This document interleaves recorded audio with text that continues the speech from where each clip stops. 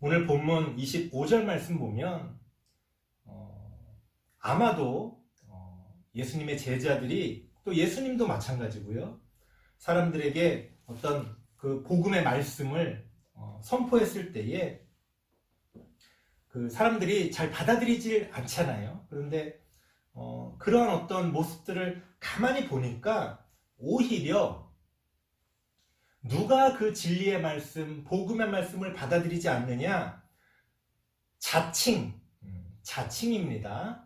자칭, 지혜롭고 슬기 있다고 하는 자들이 오히려 그 진리의 말씀을, 복음의 말씀을 받아들이지를 않고 어린아이 같은 자들이 오히려 그 진리의 말씀, 복음의 말씀을 받아들였다는 거예요.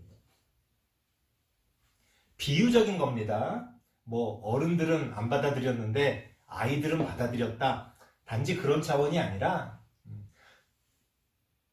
자칭 지혜롭고 슬기 있다고 하는 자들은 오히려 그 진리를, 복음을 거부하고 어린아이같이, 그런 우리 어린아이 같다고 하는 그런 이미지가 있잖아요.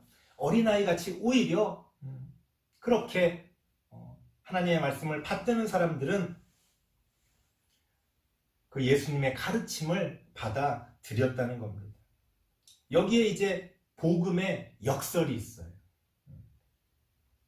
사실 성경의 진리는 대부분 그런 어떤 역설적인 의미를 가지고 있습니다. 오히려 지혜 있고 슬기 있다. 슬기 있다는 건 이제 똑똑하다는 거죠. 지혜가 있고 똑똑하다고 하는 사람들은 오히려 남의 말을 듣질 않으려고 합니다. 누가 무슨 말을 했을 때, 뭐 학벌이 어떻게 돼? 뭐 어느 정도 위치에 있는 사람이야? 그런 거 아니면은 오히려 편견을 가지고 그런 진리의 말씀, 복음의 말씀을 듣지 않는다는 거예요. 하지만 반대로 어린아이 같은 그런 어떤 것들을 내세울 것 없는 사람들이 예수님의 가르침을 잘 받아들였다는 겁니다. 뭐 이거는 당연히 성경이 우리에게 가르쳐주고 있는 아주 성경이 자주 반복하며 말씀하시는 그런 복음의 역설입니다. 근데 여기서 또 많은 오해들이 또 발생을 해요. 뭐냐면 그러면 그런 지혜 있고 슬기 있고 하는 것들 필요 없구나. 그런 지혜, 슬기 이런 거 없어도 되는 거구나. 이렇게 생각한다거나 더 나아가서 오히려 그거는 없어야 된다. 이렇게 주장하는 사람들이 이제 발생합니다. 참 진리를 배우고 또 가르치고 그렇게 진리를 통해 우리가 성장해 간다는 게 이렇게 어렵습니다. 뭘 이렇게 하나 이야기하면 그것들이 또 오해가 되고 편견이 되고 잘못된 어떤 것들을 또 만들어가는 경우들이 이렇게 자주 생기는 거예요. 그래서 우리 교회 안에 뭐랄까요? 반지성주의 같은 게 사실은 굉장히 오랫동안 존재했습니다. 그러니까 너무 똑똑할 필요 없다는 거예요. 그래서 성경의 말씀을 듣고 공부하고 배울 때도 뭐 너무 그렇게 어떤 지식적으로, 지적으로, 이성적으로 판단하지 말라는 거예요. 그래서 우리의 어떤 그 지성이라는 게 있잖아요. 그 지성을 이렇게 외면하는 게 마치 믿음이 좋은 것이냐 하는 그런 분위기가 한국 교회뿐 아니라 전 세계 교회 가운데 사실은 굉장히 오래된 전통입니다. 사실 지금까지도 그런 것들이 좀 이루어져 오고 있어요.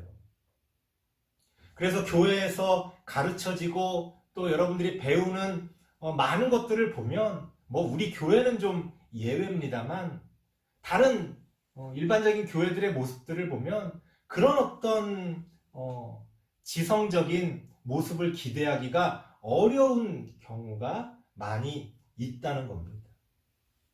성경은 지혜나 슬기나 그런 어떤 지성이나 이런 것들이 필요 없다, 아니 없어야 된다, 이런 얘기를 가르쳐주고 있는 게 아니에요. 비유적인 거라고 그랬잖아요. 우리가 그런 것들을 추구할 것이 아니라 어린아이 같은 마음을 가지고 있어야 오히려 하나님의 말씀을 잘 받들 수가 있다. 그러면 어린아이 같다는 게 뭐냐?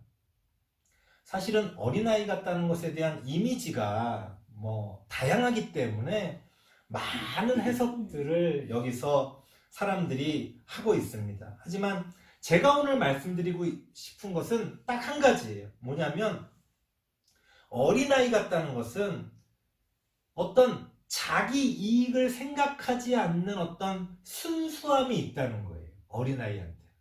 이게 무슨 얘기냐? 벌거벗은 임금님 동화 아시잖아요? 어떤 사기꾼이 어느 나라의 임금을 찾아가서 좋은 옷감이라고 그러면서 이것은 착한 사람, 그런 사람한테만 보인다. 이러면서 사실은 옷감이 없는 건데 속이는 거죠. 그래서 그걸 이렇게 보여주니까 다들 사실은 그 옷감이 눈에 안 보이는데 마치 그게 눈에 안 보이면 체면이 깎인다고 생각해서 그게 보이는 것처럼 옷을 만들어 입고 길거리를 행진합니다. 그 왕과 그 임금과 신하들은 말할 것도 없고 어른들이 볼 때도 어땠을까요? 그 백성들이 볼 때 안 보이죠. 그러니까 임금님이 벌거벗고 그 길을 가고 있는 거예요. 얼마나 우스꽝스럽습니까? 하지만 아무도 그 임금님에게 당신은 지금 벌거벗었습니다. 응? 그건 옷감이 지금 옷이 없는 거예요. 라는 말을 하지를 못합니다. 왜? 자기 이익을 생각해야죠. 그렇게 했다가 치도곤을 당하고 큰일 나면 어떡합니까? 그러니까 분명히 그게 안 보이는데도 보이는 것처럼 아니면 그냥 침묵하는 거죠. 그 문제에 대해서 침묵하는 거예요. 자, 그런 상황 가운데서 한 어린아이가 그냥 아무 생각 없이 어떻게 보면 어린아이이기 때문에 가능한 거죠. 그런 계산을 하는 게 아니에요. 그 어린아이가 내가 이렇게 말했을 때 어떤 일이 벌어지고 이 상황에서 내가 어떻게 말해야 되고 이런 계산을 하는 게 아니잖아요. 자기 이익을 생각하는 게 아니잖아요. 그냥 순수하게 그냥 눈에 보이는 대로 임금님이 벌거벗었네 하면서 사람들 앞에서 임금님이 벌거벗었다고 소리를 친 거예요. 그러자 이제 모든 그 거짓이 그 모든 어떤 허위가 드러나는 거지. 아무도 말하지 못하면 거짓도 진실이 됩니다. 아무도 말하지 않으면 어떤 허위도 사실이 돼요. 하지만 그것을 말하는 순간 한순간에 무너져 버리는 거지. 어린 아이이기 때문에 가능했던 거예요. 우리가 언뜻 생각해보면 야, 이 철없이 그런 얘기를 그렇게 하면 어떡해? 어떤 상황에서 좀 우리가 철없이 그러는 거는 바람직하지 않을 수 있죠. 하지만 그럼에도 불구하고 우리가 하나님을 믿고 예수님을 믿고 따른다고 하는 것은 그런 어떤 계산, 자기 이익을 생각하는 계산만으로는 절대 예수님을 믿고 하나님의 그 구원을 얻을 수가 없다는 거예요. 성경이 그렇게 우리에게 이야기하고 있는 겁니다. 너희에겐 그 계산이 있냐는 거예요. 우리가 그렇게 계산하고 있는 동안 어떻게 진리의 말씀을 따를 수가 있겠습니까? 어떻게 예수님의 길을 따를 수가 있겠어요? 그건 정말 예수님의 길, 그 십자가의 길은 바보 같은 길인데 그걸 누가 따를 수가 있겠어요? 하지만 그렇게 어린아이처럼 자신의 이익을 계산하지 않는 우리가 그러한 삶이 되어야 비로소 그 진리의 말씀을 그 예수님이 우리에게 가르쳐 주시는 복음을 받아들일 수가 있다는 겁니다. 이거는 하나의 전제 조건이에요. 그러니까 이게 목표가 아닙니다. 그 계산을 하지 않고 자기 이익을 생각하지 않으려고 하는 그런 어떤 신앙이 최고의 우리의 목표가 아니라 전제 조건이라고요. 우리가 그런 마음밭이 되어야 비로소 하나님이 보이고 비로소 예수님의 그 가르침이 귀에 들어올 수가 있는 거예요. 그게 안 되면 그건 뭐 말할 것도 없는 겁니다, 사실은. 그러니까 오늘날 우리가 뭐 수많은 교회가 수많은 사람들 모아놓고 예배를 드리지만 과연 우리 안에 그 어린아이 같은 그런 마음이 있느냐 라고 했을 때 사실은 부끄럽고 또 하나님 앞에서 몸둘 바를 모르는 사실은 그런 상황일 수밖에 없는 거죠. 저조차도 끊임없이 그렇기 때문에 그런 어떤 계산들, 그런 어떤 나의 이익들을 내려놓으려고 고민합니다. 뭐 당연히 머리가 이렇게 돌아가잖아요. 내 이익을 생각하면 당연히 뭐 이렇게 하고 이렇게 가르치고 이런 식으로 행동하는 게 좋은데 하지만 성경은 뭐라고 말하느냐. 우리가 그 앞에 무릎을 꿇는 거예요. 한중한의 삶 가운데서요, 뭐 친구들이 됐건 동료들이 됐건 뭐 이런저런 얘기를 합니다. 대부분의 얘기가 뭔 줄 알아요? 야, 그냥 좋은 대로 해. 좋을 대로. 응? 남들이 원하는 대로 해줘.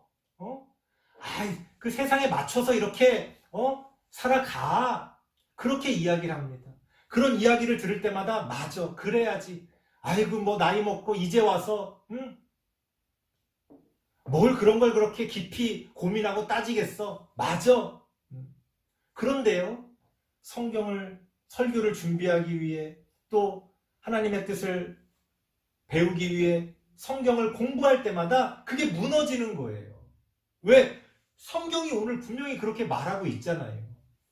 지혜롭고 슬기 있는 자들에게는 오히려 그 진리의 말씀, 그 복음의 말씀을 숨기셨고 어린 아이들에게는 오히려 그 진리의 말씀, 복음의 말씀을 나타내셨다는 거예요.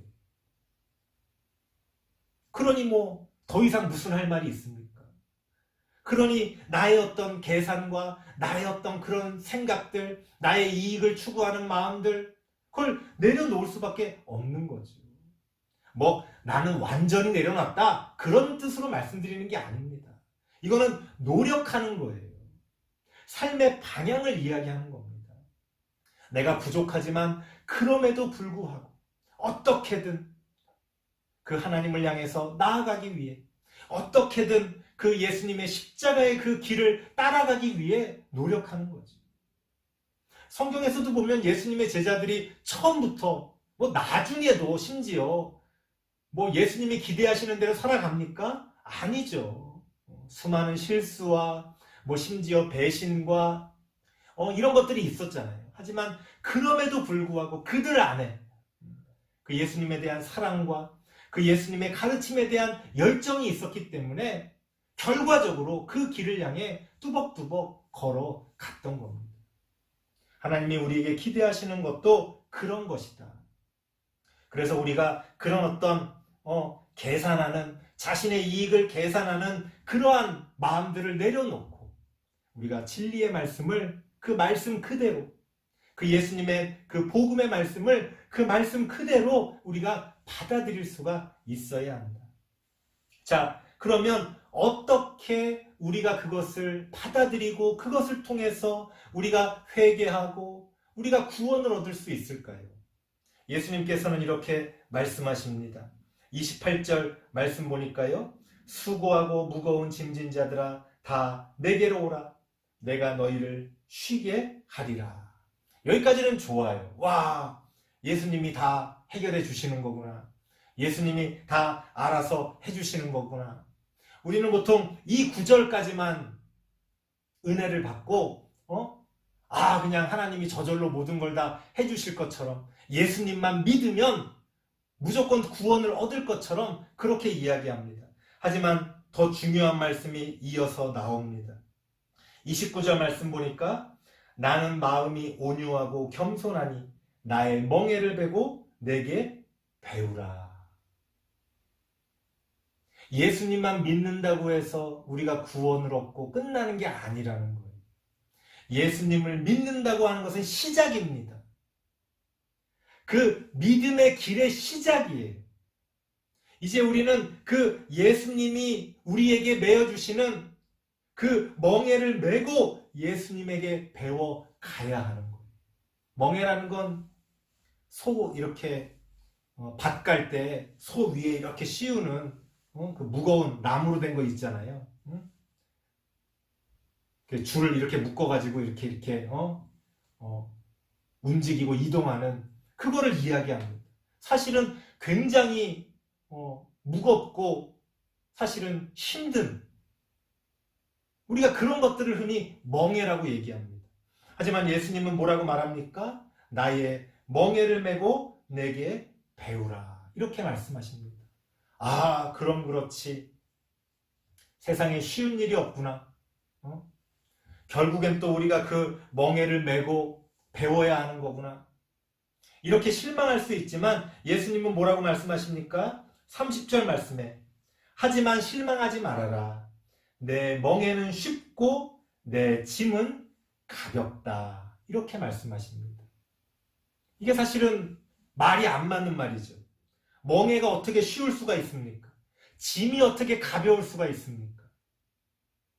우리가 흔히 멍에다라고 할 때는 굉장히 어려운 거예요. 우리가 흔히 짐을 졌다라고 말할 때는 굉장히 이거는 무거운 거예요. 그렇죠? 하지만 예수님은 그걸 역설적으로 또 바꾸십니다. 아니다. 내 멍에는 쉽고 내 짐은 가볍다. 그러니 나를 믿고 따라와라. 이렇게 말씀하십니다. 어떻게 쉬운 멍에 가벼운 짐이 가능할 수 있을까요? 우리가 앞서 말한 것으로 돌아갑니다. 우리가 계산하는 자신의 이익을 계산하는 마음을 내려놓으면 그게 가능하다는 거예요. 그런 어떤 이기심을 우리가 내려놓으면 그 예수님의 멍에가 쉽고 예수님이 지어주시는 짐이 가볍게 느껴진다는 거예요. 그래서 29절 말씀 하반절에 보면 예수님께서 이렇게 말씀하십니다. 그리하면 너희 마음이 쉼을 얻으리라. 우리의 마음이 쉼을 얻을 것이라고 말합니다. 여러분, 하나님의 약속은, 예수님의 약속은 하나님 믿고 예수님 믿으면 병에도 안 걸리고 병도 다 낫고 돈도 많이 벌고 부자가 돼서 그렇게 살아간다. 그런 얘기하고 계시는 게 아니에요. 또 오해하지 마세요. 그럼 예수님 믿으면 부자가 못 됩니까? 그것도 아닙니다. 그건 전혀 다른 결이에요. 우리가 어떤 경제활동을 하고 어떤 직업을 통해서 돈을 벌고 사업을 하고 살아가는 건 그거는 우리가 그 안에서 잘 될 수도 있고 못 될 수도 있고 높은 자리도 있고 낮은 자리도 있고 그건 다양하게 이루어져 가는 거예요. 중요한 건 뭐냐? 하나님이 우리에게 약속하시는 것은 너희 마음이 쉼을 얻을 것이라는 거예요. 마음의 쉼을 이야기합니다. 이게 왜 중요하냐면 오늘날 우리는요 육체의 쉼만을 추구합니다. 여러분, 왜 돈이 많았으면 좋겠어요? 그래야 몸이 편하잖아요. 돈이 많으면 사실은 몸이 편해지는 거예요. 여러분, 돈이 많으면 마음이 편해집니까? 돈 많은 사람이 그래요? 돈이 많으니까 마음이 편하다고? 아닙니다. 오히려 돈이 많으면 마음이 어지러워집니다. 누군가를 만날 때도 이 사람이 내 돈 때문에 나한테 이렇게 잘해주나? 오히려 돈이 많으면요, 우리의 마음은 황폐해집니다. 우리가 오늘날 돈이 많았으면 좋겠다, 내가 부자가 됐으면 좋겠다, 내가 성공했으면 좋겠다라고 말할 때 그 이유는 단 한 가지입니다. 우리의 육체가 편하려고 그러는 거예요, 사실. 우리가 흔히 잘 먹고 잘 산다라고 말하잖아요. 이게 뭐예요? 우리의 몸이 편하려고 하는 거죠. 오해하지 마십시오. 우리의 몸이 편하면 안 된다는 게 아닙니다. 저도 몸이 편했으면 좋겠어요. 하지만 우리가 추구해야 될 신앙이 우리의 육체의 쉼은 아니라는 거예요. 때로는 병에 걸릴 수도 있습니다. 때로는 돈을 많이 못 벌기 때문에 안락하게 크고 좋은 집에서 비싼 차를 타고 그런 어떤 쾌락을 누리지 못할 수도 있습니다. 하지만 성경은 우리에게 무엇을 약속합니까? 너희 마음이 쉼을 얻으리라. 여러분, 육체의 쉼만큼 우리의 마음의 쉼도 중요합니다. 그런데 오늘날 우리는요, 마음의 쉼이라는 거는 잊어버린 것 같아요. 잃어버린 것 같아요. 그건 중요하지 않다고 생각하는 것 같아요. 왜? 모든 사람이 육체에 매몰되어져 있기 때문이죠. 오늘날 우리는 거의 모든 이 사회 분위기 자체가 육체를 따라 살아갑니다. 텔레비전을 보십시오. 다 먹고 마시고 놀고 다 그런 거잖아요. 몸매가 어떻다, 건강이라는 이름으로 몸짱을 만든다고 하는데 막 그렇게까지 해야 건강해지는 겁니까? 우리는 오늘날 너나 할 거 없이 육체의 쉼만을 추구한다는 거예요. 그게 나쁘다는 게 아니라 우리가 그것에만 매몰되어져 있으면 오히려 우리의 인간성을 잃어버립니다. 우리가 동물이 아니잖아요. 그냥 등 따숩고 배부르면 만족하는 그런 어떤 돼지가 아니잖아요. 우리가 개, 돼지처럼 그렇게 살아간다면 개, 돼지 취급을 받는 거예요. 왜 정치인들이 국민들을 때로는 개, 돼지 취급합니까? 우리가 그렇게 육체의 쉼만을 추구하기 때문에 그래요. 나를 부자 만들어주고, 우리 집 집값을 올려주고, 우리 지역에, 좋은 거 갖다 주고, 그런 정치가 최고입니까? 그러면 희생하고 누군가 수고해야 되는 일은 누가 할 거예요? 그렇게, 우리 지역은 안 된다, 나는 손해볼 수 없다, 우리가 그렇게만 생활한다면 도대체 어디다가 쓰레기 매립지를 만들고 어디다가 누군가는 희생해야 될 그러한 것들은 누가 감당할 겁니까? 이런 모든 것들이 우리가 육체를 따라만 살아가는 이 세상 분위기를 우리에게 말해줍니다. 성경은 그것을 거꾸로 뒤집는 거예요. 때로는 우리의 마음의 쉼이 우리에게 진정한 행복을 가져다 줍니다. 그렇지 않아요? 돈 많고 정말 남부러울 것 없는 사람들이 마음의 병을 얻어서 그렇게 상담을 하는 분들을 얼마나 많이 보게 되는지 모릅니다. 언뜻 생각해보면 아니 뭐가 부족한 게 있나 이렇게 생각이 들지만 그들의 마음은 쉼을 얻지 못하는 거예요. 내가 가난하기 때문에 내가 마음의 쉼을 얻지 못한다 이렇게 말씀하지 마십시오. 여전히 그것은 우리가 육체를 따라 살아가기 때문에 그러는 거예요. 마음의 쉼은 그런 데서 오는 게 아닙니다. 우리가 예수님을 믿고 그 예수님이 가르쳐 주시는 진리의 말씀을 따라 우리가 올바른 길을 걸어간다면 당당하고 기쁨이 넘치고 평화를 얻을 수가 있는 거예요.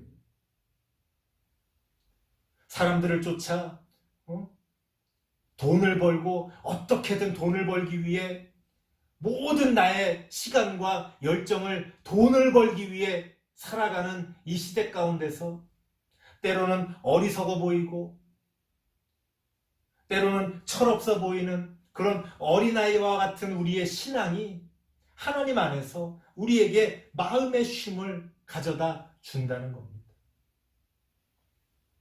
설교를 마치겠습니다.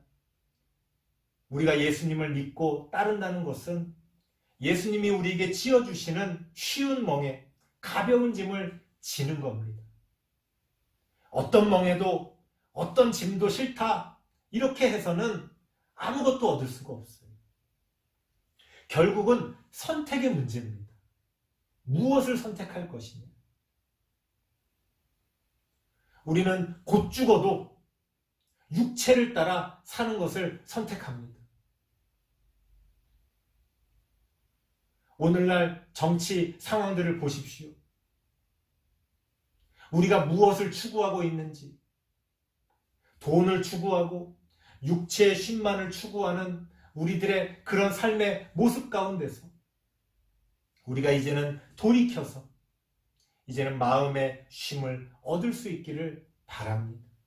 하나님 안에서 또 예수님의 그 가르침 안에서 우리의 마음이 쉼과 평안을 얻을 수 있기를 바랍니다.